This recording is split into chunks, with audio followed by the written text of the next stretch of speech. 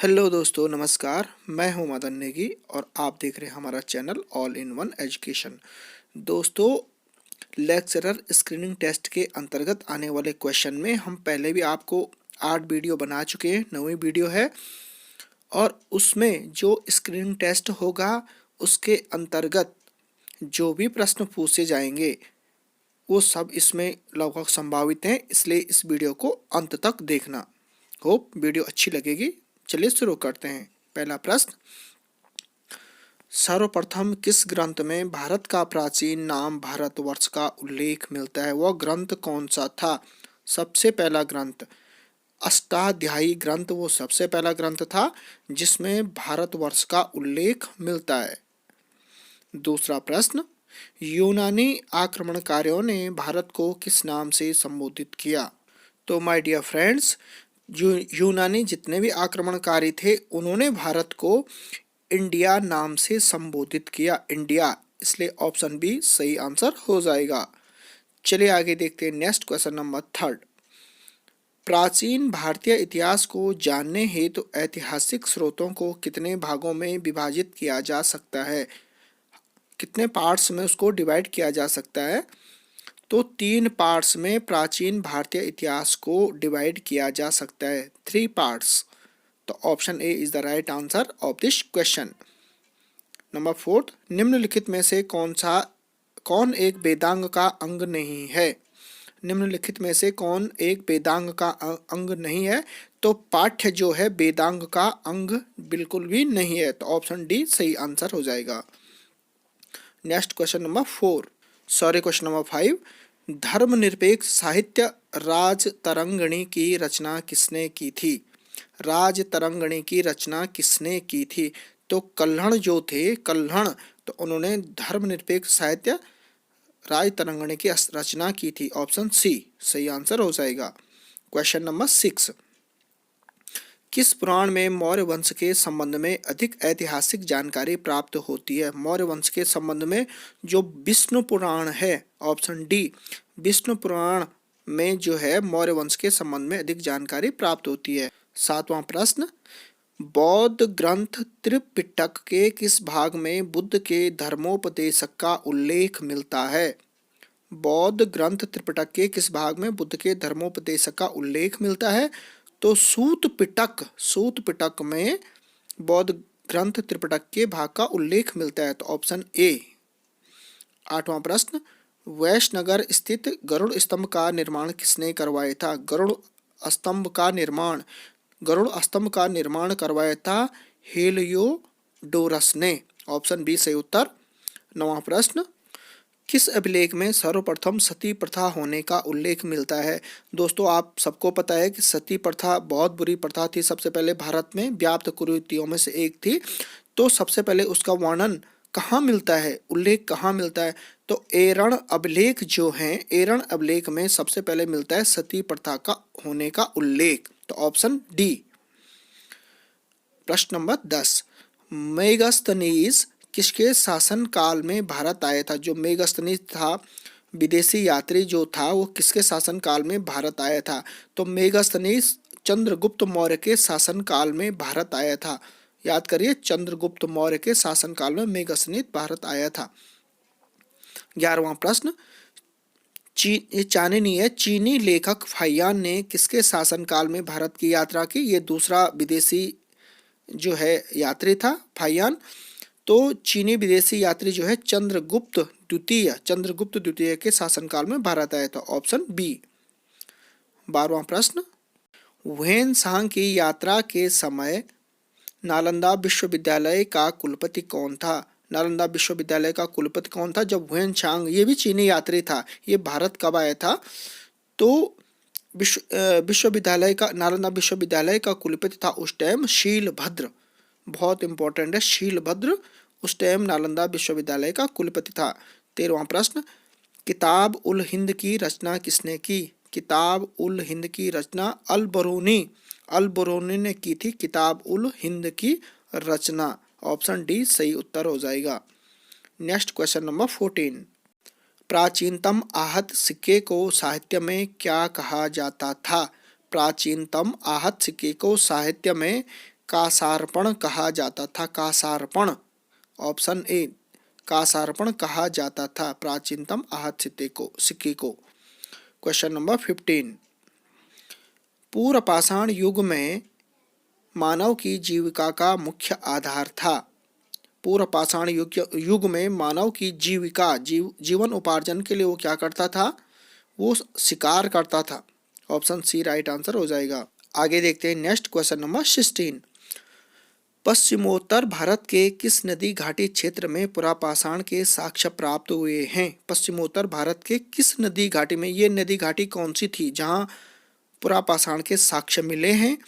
तो सोहना जो नदी है उसमें पुरापाषाण के साक्ष्य मिले हैं। Option D. 17वां प्रश्न, ज्ञानी मानव जो होमोसेपियंस है, ज्ञानी मानव जो आज का मानव है, उसका आविर्भाव इस धरती पर कब हुआ? तो उसका आविर्भाव हुआ था 30 से 40 हजार वर्ष पूर्व। आज से 30 से 40 हजार वर्ष पूर्व। ऑप्शन सी सही आंसर। 18वां प्रश्न, कृषि का प्राचीनतम साक्ष्य कहाँ से प्राप्त हुआ? माय डियर फ्रेंड्स, कृषि जो एग्रीकल्चर होता है उसका प्राचीनतम साक्ष्य कहाँ से हमें सबूत मिलते हैं, कहाँ से प्राप्त होता है? तो मेहरगढ़, जो मेहरगढ़ है वहां से हमें इसका साक्ष्य मिलता है। तो ऑप्शन बी राइट आंसर हो जाएगा। नेक्स्ट क्वेश्चन नंबर 19, मनुष्य ने सर्वप्रथम किस धातु का प्रयोग किया? जो आज का मानव है उसने सर्वप्रथम चांदी, तांबा, लोहा या स्वर्ण, तो मानव ने सर्वप्रथम तांबा का, जो तांबा धातु है उसका प्रारंभ किया था। तो ऑप्शन बी राइट आंसर हो जाएगा।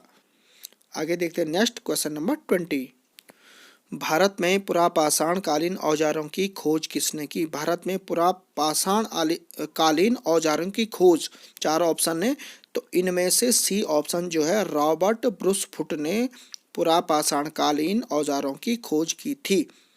21वां प्रश्न, कृषि एवं पहिए के आविष्कार किस काल की देन माना जाता है? जो आज की डेट में कृषि होती है और पहिया जो सबसे मेन है, लाइफलाइन, किस काल की ये देन माना जाता है? तो नवपाषाण काल। दोस्तों माय डियर फ्रेंड्स, इनको याद करिए, नवपाषाण काल में कृषि एवं पहिए का आविष्कार माना जाता है। 22वां प्रश्न, कार्बन डेटिंग पद्धति के अनुसार सिंधु घाटी सभ्यता का काल माना जाता है। कार्बन डेटिंग पद्धति तो 2350 ईस्वी पूर्व से 1750 ईस्वी पूर्व में माना जाता है। तो ऑप्शन ए राइट आंसर हो जाएगा।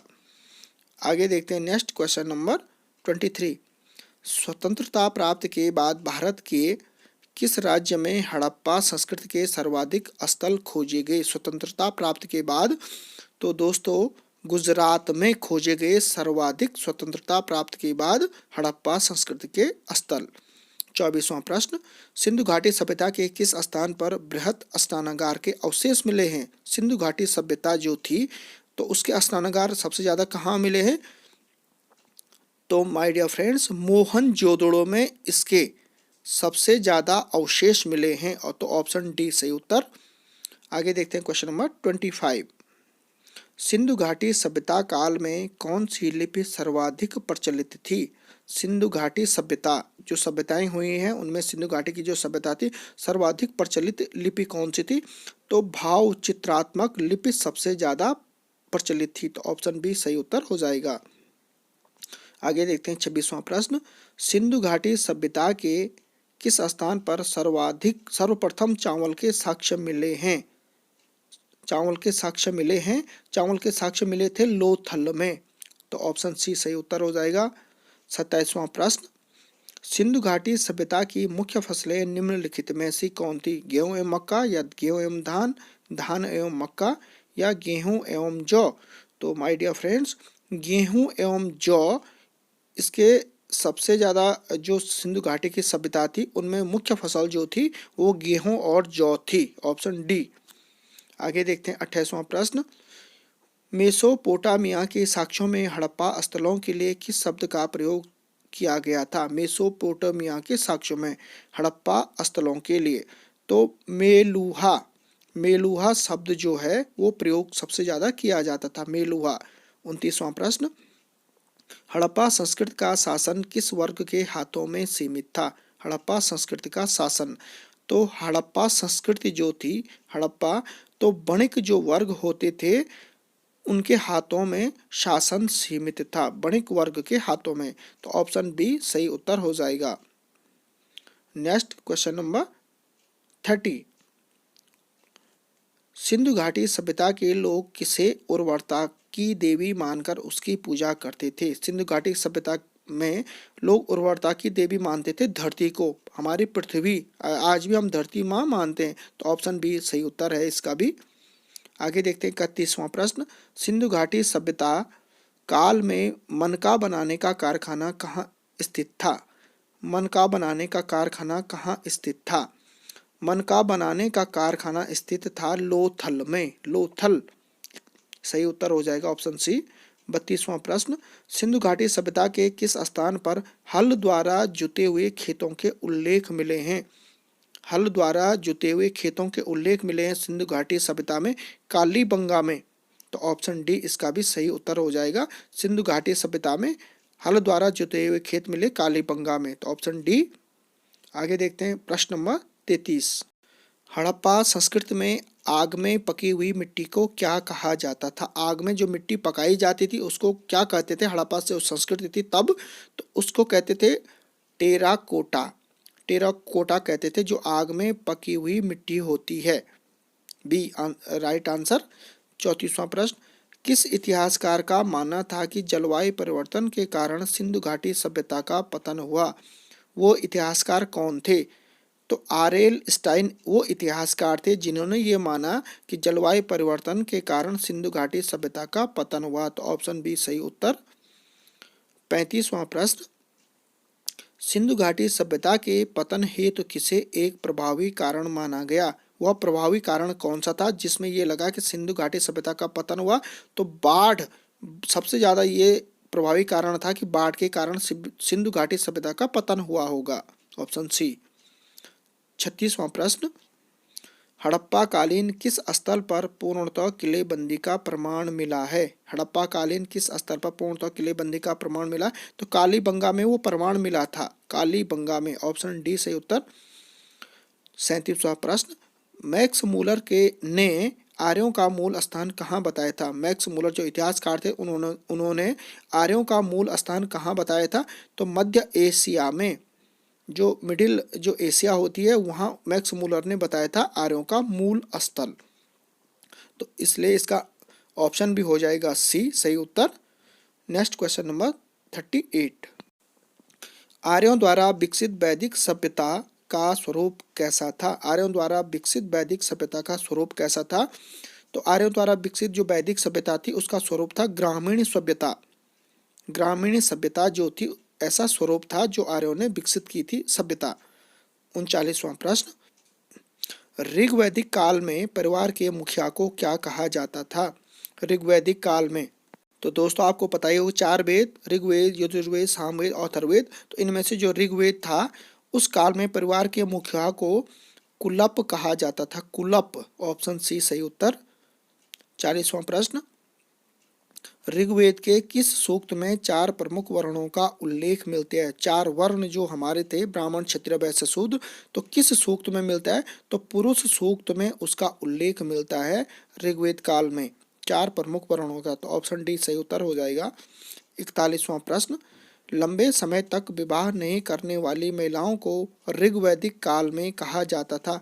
तो ऋग्वैदिक काल में जो बहुत लंबे समय तक महिला शादी नहीं करती थी, विवाह नहीं करती थी, तो उसको अमाजू कहा जाता था। अमाजू, अमाजू उसको कहते थे।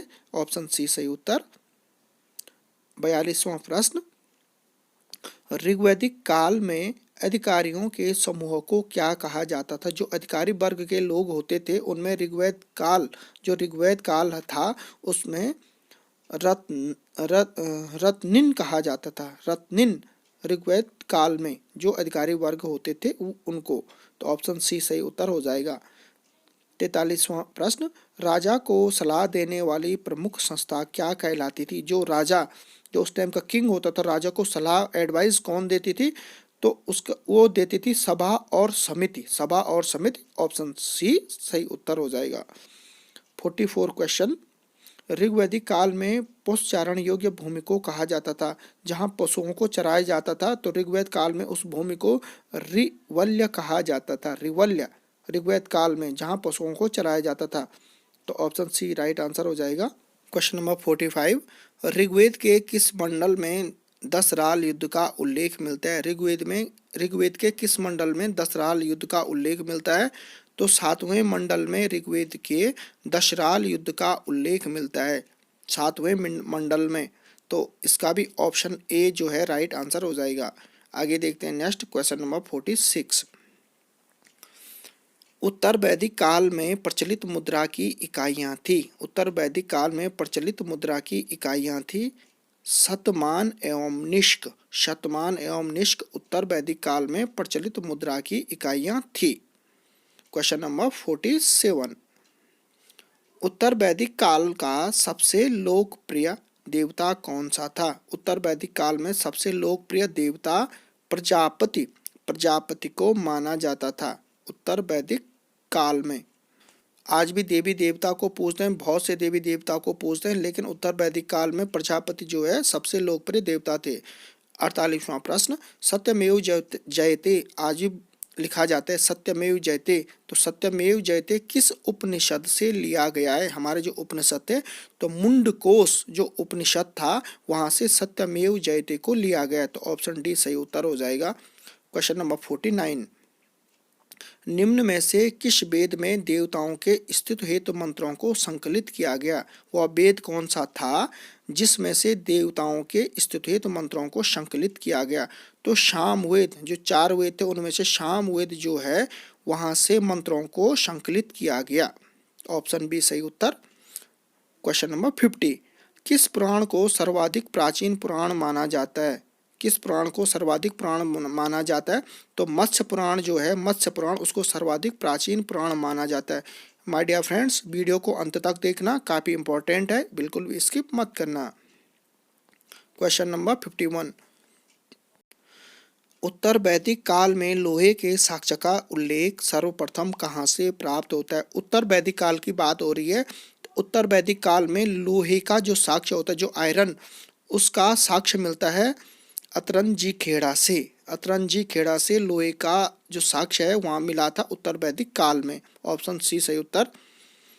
52 क्वेश्चन, गायत्री मंत्र का संबंध निम्नलिखित में से किस ग्रंथ से मिलता है? गायत्री मंत्र जो होता है ओम भूर्भुवः स्वः, तो वो मिलता है ऋग्वेद से।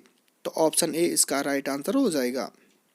नेक्स्ट क्वेश्चन नंबर 53, किस स्मृति ग्रंथ को सर्वाधिक प्राचीन माना जाता है?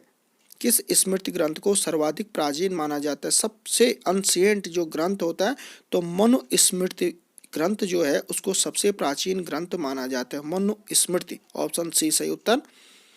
54वां प्रश्न, जैन धर्म के प्रथम तीर्थकर कौन थे? जैन जो धर्म होते हैं, जैन धर्म, बौद्ध धर्म, हिंदू धर्म, तो जो जैन धर्म है उसका सबसे पहला तीर्थकर थे ऋषभदेव। ऋषभदेव जैन धर्म के प्रथम तीर्थकर थे। दोस्तों वीडियो आपको अच्छी लगी होगी इसलिए वीडियो को पूरी देखना। नेक्स्ट क्वेश्चन नंबर 55,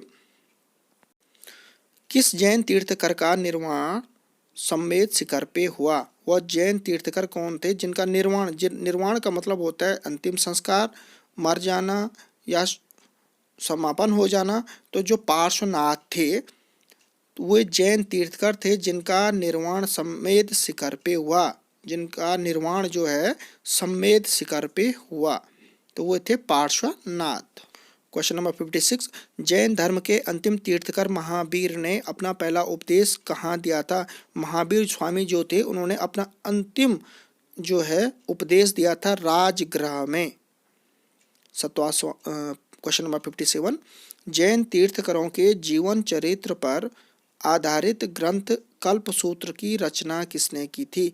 कल्पसूत्र की रचना की थी भद्रबाहु ने। ऑप्शन सी, जैन तीर्थकरों के जीवन चरित्र पर कल्पसूत्र की रचना करने वाले भद्रबाहु थे।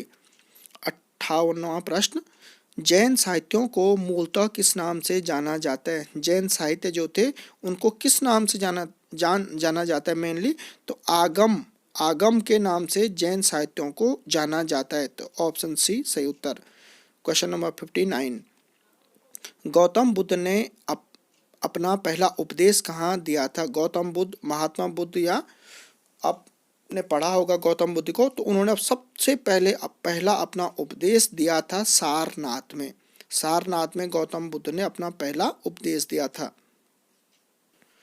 क्वेश्चन नंबर 60, बुद्ध ने निम्नलिखित में से किस स्थान पर सबसे अधिक उपदेश दिए? महात्मा बुद्ध वही होते, महात्मा बुद्ध या गौतम बुद्ध। तो इन्होंने सबसे ज्यादा जो उपदेश दिए थे, दुनिया को समझाया था, तो श्रावस्ती में इन्होंने सबसे ज्यादा उपदेश दिए थे। तो ऑप्शन बी सही उत्तर। क्वेश्चन नंबर 61, प्रथम बौद्ध संहिता का आयोजन किसके शासनकाल में हुआ था? प्रथम बौद्ध संहिता का आयोजन किसके शासनकाल में हुआ? तो अजातशत्रु के शासनकाल में प्रथम बौद्ध संहिता का आयोजन हुआ। ऑप्शन बी सही उत्तर। क्वेश्चन नंबर 62, किस बौद्ध संगीत आयोजन के बाद बौद्ध धर्म हीनयान एवं महायान दो भागों में विभाजित हो गया? किस बौद्ध संगीत आयोजन के बाद? तो चतुर्थ बौद्ध संगीत आयोजन के बाद बौद्ध धर्म जो है हीनयान और महायान दो भागों में विभाजित हो गया। क्वेश्चन नंबर 63, आजीवक संप्रदाय के संस्थापक कौन थे? आजीवक संप्रदाय के संस्थापक मक्खलीपुत्र गौशाल थे। मक्खलीपुत्र गौशाल जो है आजीवक संप्रदाय के संस्थापक थे। ऑप्शन सी सही उत्तर हो जाएगा। क्वेश्चन नंबर 64, लिंगायत किस संप्रदाय का अंग माना जाता है? लिंगायत शैव संप्रदाय का अंग माना जाता है। शैव संप्रदाय का अंग। तो ऑप्शन डी सही उत्तर हो जाएगा। 65वां प्रश्न, किस बौद्ध ग्रंथ में 16 महाजनपदों का उल्लेख मिलता है? किस बौद्ध ग्रंथ में? तो बौद्ध ग्रंथ अंगुत्तर निकाय जो बौद्ध ग्रंथ था उसमें 16 महाजनपदों का उल्लेख मिलता है। ऑप्शन डी सही उत्तर। क्वेश्चन नंबर 66, पाटलिपुत्र नगर की स्थापना किसने की थी? 4 ऑप्शन है, अजातशत्रु, बिंबिसार, उदयन, नागदशक। तो उदयन जो थे उन्होंने पाटलिपुत्र नगर की स्थापना की थी। ऑप्शन सी सही उत्तर। क्वेश्चन नंबर 67, पुराणों में मगध साम्राज्य के किस शासक को सर्व क्षत्रांतक क्षत्रियों का नाश करने वाला कहा गया है? पुराणों में मगध साम्राज्य के तो महापद्मनंद जो थे उनको सर्व क्षत्रांतक क्षत्रियों का नाश करने वाला कहा गया है। तो ऑप्शन सी सही उत्तर। क्वेश्चन नंबर 68, मगध साम्राज्य के किस शासक को पितृहंता कहा जाता है? मगध साम्राज्य के किस शासक को पितृहंता कहा जाता है? अजातशत्रु को मगध साम्राज्य के शासक को पितृहंता कहा जाता है। 69वां प्रश्न, सीरियाई राजदूत डायमेकस किसके शासनकाल में भारत आया था? सीरियाई राजदूत डायमेकस तो बिंदुसार जो थे उनके शासनकाल में भारत आया था। 70वां प्रश्न, अशोक के अभिलेख किन लिपियों में उत्कीर्ण है? तो अशोक के जो अभिलेख हैं वो ब्राह्मी, अरामाइक, खरोष्ठी, इन तीनों में उत्कीर्ण है। इन तीनों में उसका वर्णन मिलता है। तो इसलिए ऑप्शन डी सही उत्तर हो जाएगा, अशोक के अभिलेख। 71वां प्रश्न, क्वेश्चन नंबर 71, मौर्य प्रशासन में शीर्ष अधिकारियों को क्या कहा जाता था? मौर्य जो वंश था वहाँ जो शीर्ष जो अधिकारी वर्ग के लोग होते थे उनको क्या कहा जाता था? 4 ऑप्शन है, 4 ऑप्शन में से ऑप्शन ए सही उत्तर है, तीर्थ। शीर्ष अधिकारियों को तीर्थ कहा जाता था मौर्य प्रशासन में। 72वां प्रश्न, द्वितीय बौद्ध संगीत का आयोजन कहाँ किया गया था? द्वितीय बौद्ध संगीत का आयोजन वैशाली में किया गया था। वैशाली काफी इंपॉर्टेंट है। ऑप्शन सी सही उत्तर। क्वेश्चन नंबर 73, सिकंदर के आक्रमण के समय मगध साम्राज्य का शासक कौन था? माय डियर फ्रेंड्स, सिकंदर महान जो थे उनके आक्रमण के समय में भारत में जो मगध साम्राज्य है उसका शासक घनानंद था। घनानंद शासक था मगध का जब सिकंदर ने आक्रमण किया। 74वां प्रश्न, कलिंग युद्ध के बाद अशोक ने किस बौद्ध भिक्षु से बौद्ध धर्म की दीक्षा ली थी? कलिंग युद्ध के बाद अशोक ने, कलिंग युद्ध जो हुआ उसके बाद वो बौद्ध भिक्षु कौन था? तो वो बौद्ध भिक्षु था उपगुप्त, जिससे अशोक ने शिक्षा ली थी। क्वेश्चन नंबर 75, शासन के कितने वर्षों के बाद अशोक ने बौद्ध गया की यात्रा की? जो कलिंग का युद्ध था उसके बाद अशोक का हृदय परिवर्तन हो गया था, तो अशोक ने बौद्ध गया की उसके बाद यात्रा की। तो अशोक ने शासन के कितने वर्षों के बाद? तो अशोक ने शासन के 10 वर्ष के बाद जो है बौद्ध गया की यात्रा की। क्वेश्चन नंबर 76, अशोक के अभिलेखों को सर्वप्रथम किसने पढ़ा था? 4 ऑप्शन है। तो जेम्स प्रिंसेस जो थे उन्होंने सर्वप्रथम अशोक के अभिलेखों को पढ़ा था। तो ऑप्शन बी सही उत्तर, James Prinsep. Question number 77, Maurya शासन काल के दौरान भू राजस्व की दर निर्धारित थी? मौर्य शासन काल में भू राजस्व की दर निर्धारित थी। क्या दर रही होगी? 1/2, 1/4, 1/6 या 1/8? तो 1/6 दर निर्धारित थी भू राजस्व की मौर्य शासन काल में। तो ऑप्शन सी सही उत्तर। आगे देखते हैं क्वेश्चन नंबर 78, राजकीय टकसाल के अधिकारी को क्या कहा जाता था? उस समय मौर्य शासन काल में राजकीय टकसाल के अधिकारी को लक्षणाध्यक्ष कहा जाता था। राजकीय टकसाल का जो अधिकारी होता है उसको लक्षणाध्यक्ष कहा जाता था। क्वेश्चन नंबर 79, भरहूत स्तूप का निर्माण किसने करवाया था? भरहूत स्तूप का निर्माण किसने करवाया था? भरहूत स्तूप का निर्माण पुष्यमित्र शुंग ने करवाया था। तो ऑप्शन बी इसका राइट आंसर हो जाएगा। माय डियर फ्रेंड्स, 100 क्वेश्चन है, इसलिए सारे क्वेश्चन को अंत तक देखना, बिल्कुल भी स्किप मत करना, सभी क्वेश्चन इंपॉर्टेंट हैं। चलिए नेक्स्ट क्वेश्चन नंबर 80, सुदर्शन झील का जीर्णोद्धार किस शक शासक ने करवाया था? उसका पुनर्निर्माण अच्छे ढंग से किसने बनवाया था सुदर्शन झील को? तो रुद्रदामन जो थे, रुद्रदामन, तो उन्होंने सुदर्शन झील को अच्छे ढंग से दोबारा से बनवाया था। तो क्वेश्चन नंबर 81, गांधार एवं मथुरा शैली का विकास किसके शासनकाल में सर्वाधिक हुआ? गांधार और मथुरा शैली का विकास सबसे ज्यादा वह शासक कौन था जिसके शासनकाल में गांधार और मथुरा शैली का विकास ज्यादा हुआ था? तो कनिष्क के शासनकाल में गांधार एवं मथुरा शैली का विकास ज्यादा हुआ था। तो ऑप्शन सी सही उत्तर हो जाएगा। आगे देखते हैं नेक्स्ट क्वेश्चन नंबर 82, दक्षिण के चेर वंश का प्रतीक था? दक्षिण के चेर वंश का प्रतीक 4 ऑप्शन है, मछली था, मंडप था, धनुष था या तलवार? तो धनुष जो है दक्षिण के चेर वंश का प्रतीक था, ऑप्शन सी। 83वां प्रश्न, प्राचीन चोल वंश के संस्थापक किसे माना जाता है? चोल वंश की स्थापना किसने की थी? वह व्यक्ति कौन था जिसने चोल साम्राज्य का आरंभ किया था, स्थापना की थी?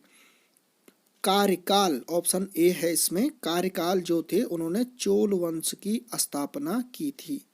आगे देखते हैं नेक्स्ट क्वेश्चन नंबर 84, किस पांड्य शासन ने रोमन सम्राट ऑगस्टस के दरबार में अपना दूत भेजा था? किस पांड्य शासन ने? तो पांड्य शासन नेड्यूजेलियन जो थे वो थे रोमन सम्राट ऑगस्टस के दरबार में जिन्होंने दूत भेजा था, नेड्यूजेलियन, ऑप्शन बी सही उत्तर। 85वां प्रश्न, पांड्य राजवंश की राजधानी कहाँ थी? पांड्य राजवंश की राजधानी मदुरै थी, मदुरै। पांड्य राजवंश की राजधानी मदुरै थी। तो ऑप्शन सी इसका भी सही उत्तर हो जाएगा। आगे देखते हैं नेक्स्ट क्वेश्चन नंबर 86, गुप्त साम्राज्य का वास्तविक संस्थापक किसे कहा जाता है? 4 ऑप्शन है, श्रीगुप्त, चाणक्य, चंद्रगुप्त प्रथम या चंद्रगुप्त द्वितीय? तो चंद्रगुप्त प्रथम को गुप्त साम्राज्य का वास्तविक संस्थापक कहा जाता है, चंद्रगुप्त प्रथम, ऑप्शन सी। क्वेश्चन नंबर 87, किस गुप्त शासक को भारत का नेपोलियन कहा जाता है?